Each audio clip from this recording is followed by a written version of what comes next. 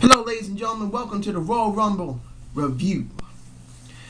Now, was this a good Royal Rumble? We're about to find out.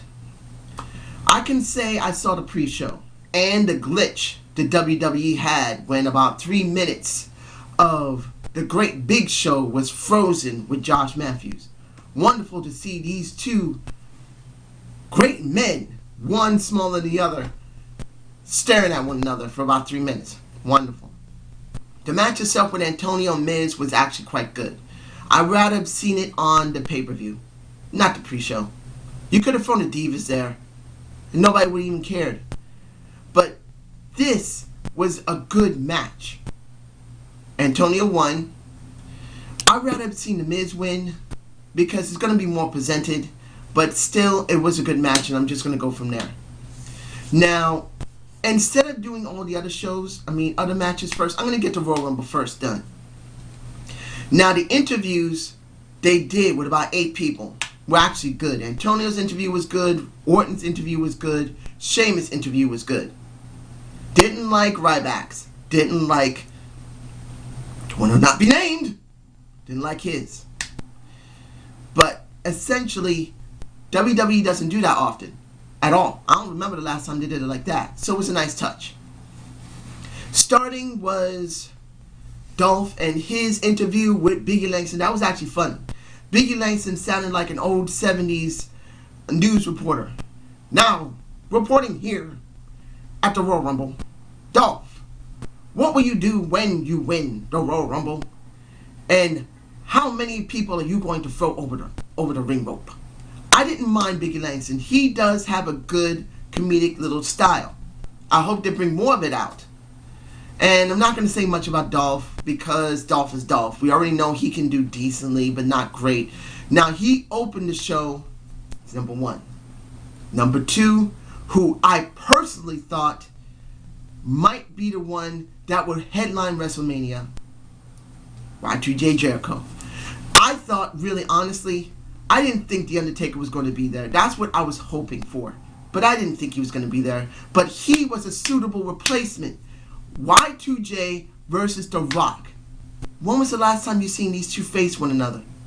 They had that epic moment on SmackDown when it first aired. And ever since then, one of my cats just almost fell. Ever since then, SmackDown has been there. And it's been special.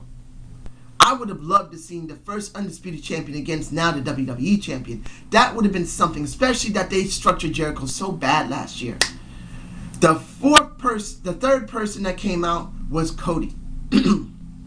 Now, I wish to say Dolph, Chris, and Cody lasted a very long time. They lasted near the end. It was actually good to see them. They did good work.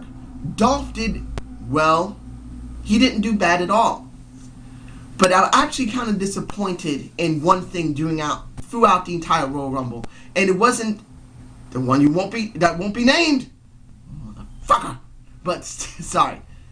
The thing was that we only got 2 legends. 2. I would have liked to see 4. Why couldn't we slip 4 legends in there? Why it had to just be the Godfather and Goldust? I don't understand that. It could have been more. But only 2? Seriously, I didn't like it. I really didn't. But you know what? It's okay. Overall, the Royal Rumble was actually still very good. The interaction between Cody and Goldust was actually quite good. I enjoyed it. They got chemistry. But the question's this. 2 questions. 1, why didn't they allow a feud between these two? They got chemistry. They could have still done Rogue Scholars, but they should have let Goldust and Cody fight one another. 2, if they didn't have Rogue Scholars, who said Goldust and Cody couldn't have been a very good tag team as well? And I'm actually quite surprised they didn't think about it. Maybe it's because Goldust didn't really want to do it. I mean, maybe he just didn't want to do it. Dustin maybe didn't want to get involved in the business anymore. This is like a one-time thing. Maybe that could have been it. But he really could have put his brother over with a feud. Now, throughout the night, we had some really good moments.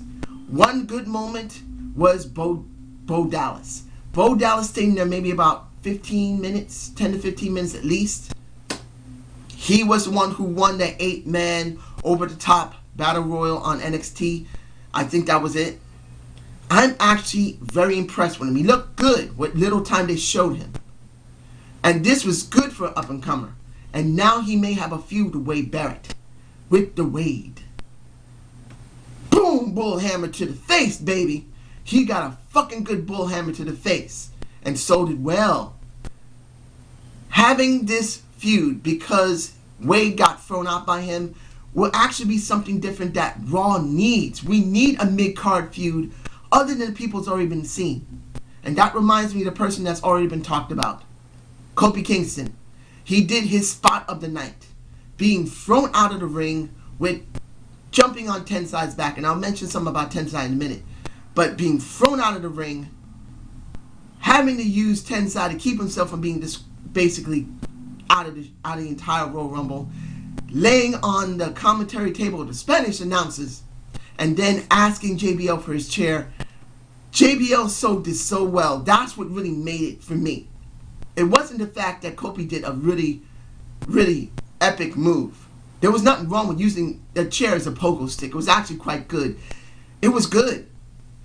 But what made it for me was JBL saying, "You gotta be kidding me. I gotta see this. I gotta see this." For me personally, that was really made it. Not saying that seeing Kofi pogoing his ass back to the ring and I'm going, "Oh shit, that's good, boy." But it also made me feel quite sad for Kofi because this is all that Kofi is. That's it. He's used to try and get a spot. Really, because before it was John Morrison. John Morrison was the one who first did it. He was the first one. So now Kofi's doing it now. It was really sad to see that. But it was really entertaining. So I'll go with it with that. Next, I got a lot of stuff here, ladies and gentlemen. Derek Young, missing no days off, got cheated. When he came out as number 15, they didn't show his name. They didn't even show his number. What's going on? Why? Why wasn't it done? Titus O'Neil had it. He did pretty good. He only didn't last very long. Maybe less than 8 minutes to 10 minutes at least. But why wasn't he given his name and his number? What's the deal? I don't get it. Made no sense. Now, when it came to Daniel Bryan and Kane, because it came later in the matches. Seeing Kane get eliminated by Daniel Bryan was actually terrible. Because when Daniel Bryan got kicked off the ring and then lands in the arms of Kane dropping his ass like a hot potato, it would make someone angry. It made me very angry, and I'll explain it after the Royal Rumble with the next match that I'm going to describe. Because this really pissed me off. It really did. It was a funny moment seeing that Kane is saying, "I'm not helping you," saying, "Yes, yes, yes, help me, yes," and falling his ass on the floor. It was funny, but it still angered me beyond recognition. Now, seeing Antonio get attacked by The Miz, I can say at least we now know, and Antonio did very well. He actually did. I think he only lasted about 10 minutes. But Antonio and The Miz, this is necessary for an undercard feud. I would have rather seen more time built for that pre-show match. But we're going to have something in Elimination Chamber. Hopefully they'll build something for Elimination Chamber, so we'll have more investing in that match between Antonio and The Miz. And probably The Miz will eventually get the title. And then there'll be a back and forth between them. But I'll take it for what it was. Oh man. I'm a little sick, ladies and gentlemen. Again, I just got over the flu. Now I got a cold. My apartment's been very, very cold. So I might have gotten sick again. So anyway. The thing that I loved, Brodus Clay, my Naomi, and the beautiful Cameron walked and danced their ass down from the door. Well, actually from, how can I say this? Why were they not allowed to go all the way down to the ring and cheer their man on? Why? I don't understand. They could have stayed there and waited for Brodus Clay and then gone back with him. I don't understand why they were only allowed to go near the mouth of the ramp. Sorry I said door. But it felt like that's the reason why I said door. I felt that they got the door shut in their faces because they could have danced their asses down to the ring, showed everyone how beautiful they are, stayed there and cheered their man on. But they weren't even allowed to do that. They just took his stuff and that was it. Really didn't feel right. Now, I said earlier that the Godfather was there. It was good to see the Godfather with his two women, his two hoes. Why was he only allowed maybe about 2 or 3 seconds in the ring when Dolph kicked his ass out? Why? Why couldn't they allow him to stay there for a couple of minutes, do his business, maybe dance around and strut his stuff, and then get his ass kicked? I don't get it. I don't. I wanted to see more time from the Godfather. I really wanted to see that. And I was disappointed in that. Now, I can say that when it came to Randy Orton, I didn't feel he was going to make it to the end, and he did. Did not make it. But he did a good showing. He was near the end when he got his ass kicked out along with Cody, along with Jericho, who I was very angry to see go. I was angry to see Jericho go, but that's what they did. And really, when it reached the end, when it came to Sheamus, Ryback, and Cena, I felt Cena's done. It's done. Cena's going to win it. But I didn't expect him to allow Ryback to be second. Because usually usually the one who is second usually goes after the world title. So what does that mean for Ryback? And I'll have my closing thoughts on that when I finish. And we know that Cena won. I hate saying his fucking name. The one who will not be named, motherfucker. But still, it was done. It was okay. The Royal Rumble was not bad at all. I still enjoyed it. Now, the matches. Hell No and Rogue Scholars. I said this earlier when it came to Daniel Bryan and Kane. Why were they not allowed to drop the straps? This would have made more sense, especially at the end of the Royal Rumble, when they had that moment. When they lose the titles, and then this moment happens, would have made more sense. Having Kane and Daniel Bryan keep the titles, but then have that moment of possible frustration. Well, it really makes no sense. It's stupid. I don't get it. It's stupid. Let them lose the titles. Let them drop those fucking straps to the ones who deserve it, who have been dealing with their motherfucking asses, and then have that moment. Because it would have had more better continuity for the storyline. But then they still win it. And I said it earlier. If Rogue Scholars do not win, one, Hell No must be should be basically written off. And I've written off Hell No. I may still laugh when they do something funny, but when it comes to ring work, I'm done with it. I'm bored. Unless they're allowed to give the titles to somebody else, then I'll be interested. Right now, I'm not interested in their ring work. Nothing. When it comes to something outside, maybe I'll still get a good laugh. I'll still enjoy it. I don't hate Kane and Daniel Bryan. This is not their fault. This is the brass in the back probably thinking we can milk this a little more. And they should have just dropped those fucking straps. 2, I'm going to feel sorry for Rogue Scholars. Because right now, there's no other team that has been prominently featured enough for these guys to face. Nobody. There is nobody. So these two are going to be stuck in tag team hell until they decide to split off. And something I did not say in the Royal Rumble part, that might actually be a good tag team. Clay and Tensai. That could be an up-and-coming tag team. Make Clay heel and team him with Tensai. It'll be like the National Disasters all over again. They weren't a great tag team, but they were interesting. Really. That would make sense. Put those two together.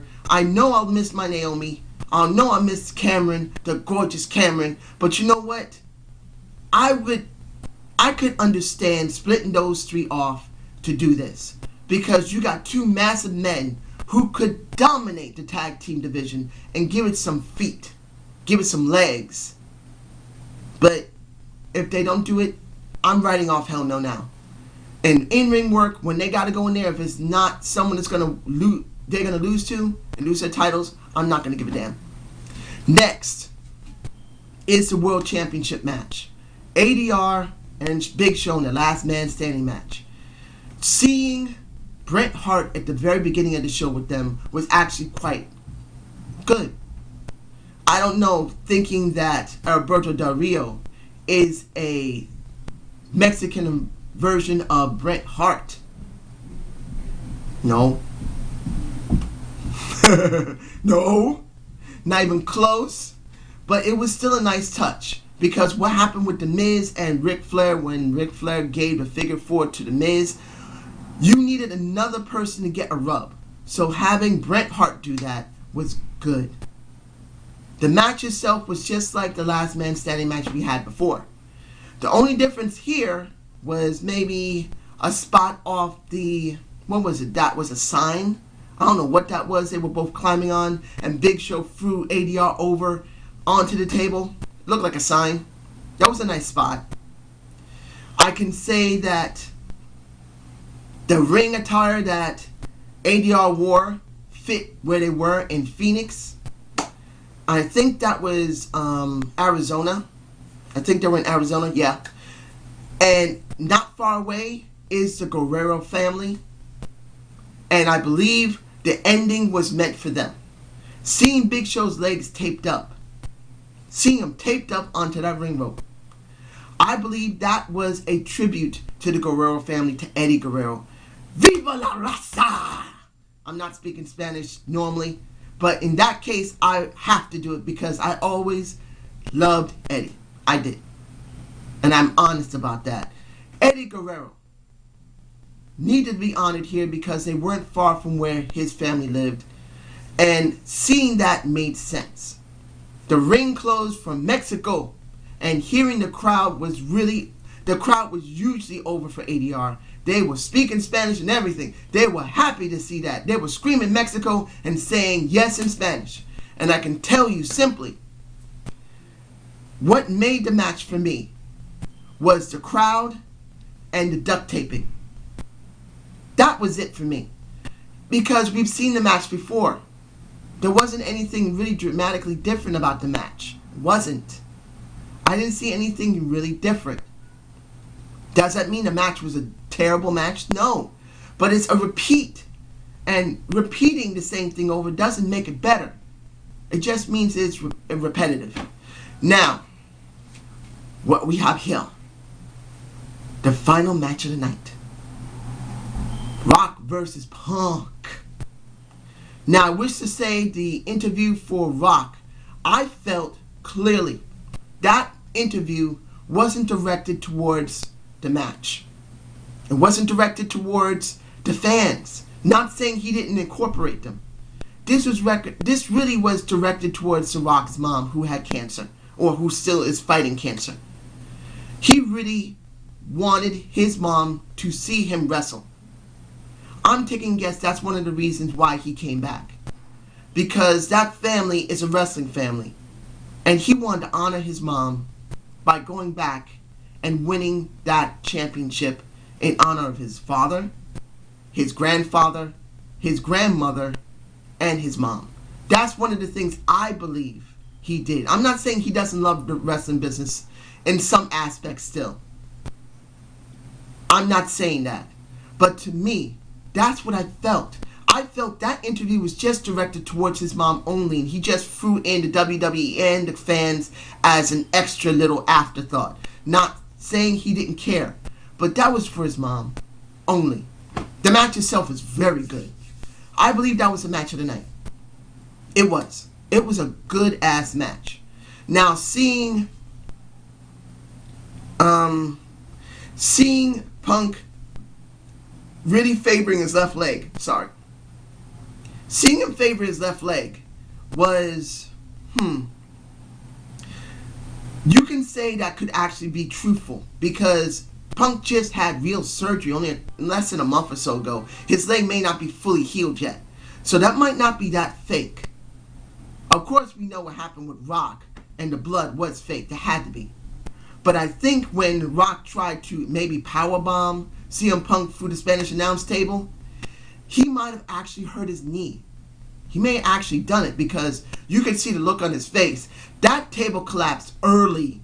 It was not supposed to collapse that quickly. It collapsed on their asses, and I think The Rock actually got hurt a little bit. He'll probably be alright, but he looked like he did get actually hurt. So at the end, when the Shield when they turned the lights out and let the Shield beat the shit out of The Rock and threw him on the table, and CM Punk wins, I'm thinking they can't end it like this with a stripping of the title, can they? And who comes out? No chance. You got no chance with Vincent Kennedy McMahon. I'm gonna kick your ass and make you kiss it. And then I'm gonna tell you you're fired. That was what was about to happen. Until the Great One says simply, you better start this match over, you jabroni eating motherfucker. Because if you don't, I'm gonna powerbomb your ass in that ring, Vincent Kennedy McMahon. You better not let this happen. And what did we get? Yes. Yes! Yes! We got The Rock winning damn title, ladies and gentlemen. If you marks and smart marks who want to see CM Punk to win this, really consider this. Do you actually believe that Cena versus the great voice of the voiceless is going to be good television? It's going to make good pay-per-view buys. Then you really need to reevaluate yourself. Because it's been done so many times. There's so many people that are going to tune it out. I'll explain my feelings about Rock in a minute. And ADR. But how do I rate this total pay-per-view? I'm giving it a B. I could give it a B minus, clearly, or a C plus, because there were a lot of things in here that were wrong, really wrong. But I'm gonna give it a B because the things that were right really counterweighted what was bad. One, the crowd was really, really into the entire show. They were really into the show. Two, The Rock won that title. That was the most important thing that needed to be done. If The Rock did not win this title, this would have been a F pay-per-view. Maybe D if I was going to be really nice, because there were a few things that were good. But this would have been practically a failed pay-per-view. They needed Rock to win, and they got it. Rock had to win. Now, when it came to... how can I explain this one? With ADR, that was not bad. Having the Bret Hart segment was good. That actually accentuated that match. It really did. It really brought it up for me personally. Tell me how you felt about that match below. Really, if you thought that really helped. The Royal Rumble itself was actually good. It was not as bad as I thought it could have been, because I didn't think they were going to structure it that well. But they had a lot of good spots in it. A lot of good people did some good work in it. Cody lasted a very long time again. When it came to Jericho, he lasted a very long time, which was very good. When it came to Dolph, he lasted a long time. Kofi's spot was good, but I still feel sad about Kofi, that they're just using him for spot fest. That's it. He's never going to go anywhere. When it came to Bo Dallas, that was very good to see. And like I said before, when it came to the ADR Big Show match, having that tribute to the Guerrero family was very good. And that interview before the main event match for The Rock, which was really directed toward his mom because of her cancer and he loves her so much, was also good. That's one of the reasons why I gave it a B. I could say clearly I am angry about what happened with Rogue Scholars, because it makes no sense what happened in the Royal Rumble match with Kane and Daniel Bryan. Made no sense. Having not enough legends in there, only 2, was not enough for me personally. Doesn't mean the match of the Royal Rumble was bad, but they needed more. And The Miz and Antonio, they should have been in the main event. They are not the main event of the show, but just in the pay-per-view itself. Now, the last of my closing thoughts. ADR and The Rock. Here's the problem here. Right now, Cena and Ryback are the winners of the Royal Rumble, and traditionally, the runner-up goes after the world title. Does this mean Ryback is going to turn heel? This is a question. ADR is a face. He's not going to turn face right now. Turn heel right now. They just got him over as a face. He's going to stay a face. That means Ryback should turn heel. I don't think they're going to have face-to-face. No. I'm thinking that Ryback is going to turn heel because he's not a betweener. He's not. And his attitude is not enough.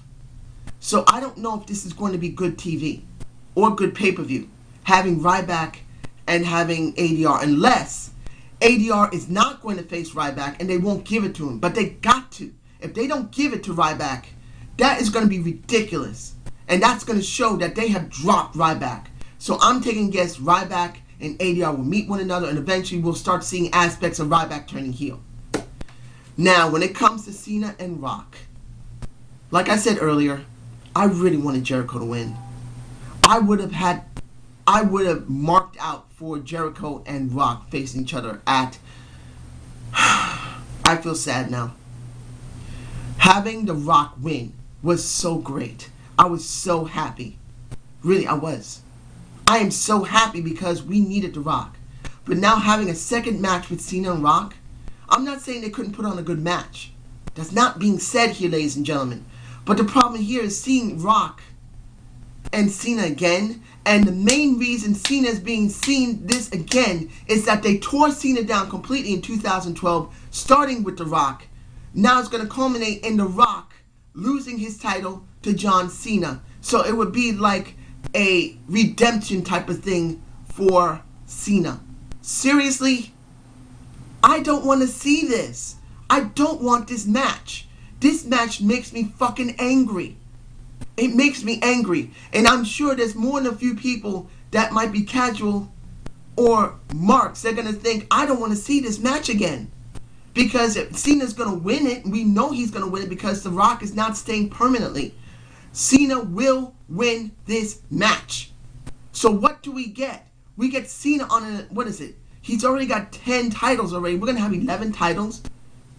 Seriously? We're going to see this? I'm not interested in this. Unless they're going to flip the script and Cena's going after ADR and Ryback's going after The Rock, which I don't think they're going to do. That would be the only way, and I'm going to be clear about this, this would be the only way I would be interested in either one of these matches. Well, I would probably be interested in what's going to happen with Ryback. I will. I'm honest about that. But the main event match, I'm not going to be interested because I know that The Rock is going to drop that strap to Cena. If he keeps it, I'll be shocked. Because that means The Rock is going to job to someone on television. Who wants to see The Rock job on television? I don't. But that's my thoughts.